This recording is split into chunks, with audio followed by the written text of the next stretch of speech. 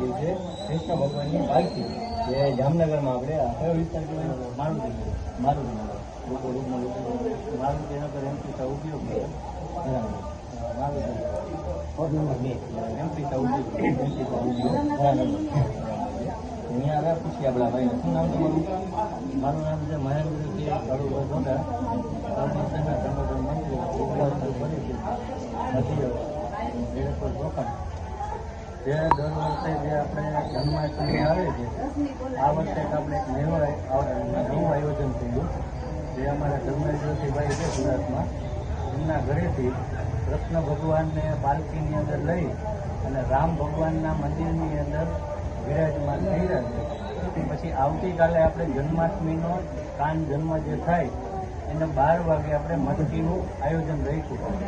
પછી જે કોઈ પ્રસાદ છે, ઠંડુ છે, પછી કીર્તન છે, રાસ ગરબા છે, આવું નાનું મોટું આયોજન કર્યું છે. પછી આપણે વિશ્વ હિન્દુ પરિષદનું સંમેલન રાખ્યું છે 7 વાગે.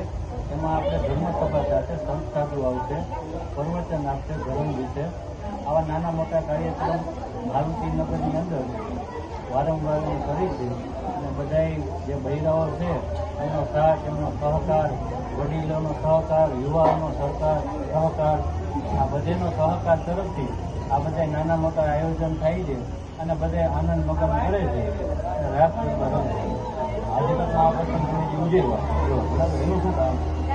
એનું કારણ છે કે જ્યારે ભગવાનનો જન્મ થયો ત્યારે એમના જે પિતાશ્રી હતા વાસુદેવ આપણે એના પાલખીની જે ઉપરનું જે હોય પાલખી કહેવાય એને એની અંદર બેસાડી અને ભગવાન કૃષ્ણ જ્યાં જન્મ થયો હતો ત્યાંથી જેમ રાધાજીના ઘર આપણે યશોદાજીના ઘરે લઈ ગયા હતા અને ત્યાં એનું પૂજન કર્યું ત્યાં એનો જન્મ થયો હતો એની જગ્યા બદલાઈ.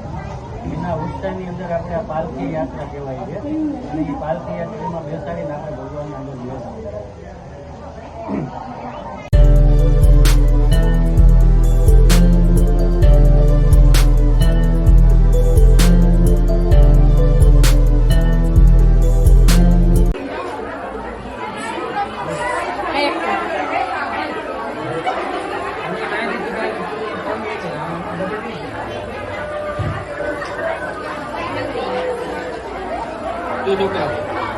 એક બાયું નાઈ કે આપજો ચોખ્ખું કવચ છું પછી ખૂટે એવું ના વધતા એક બાયું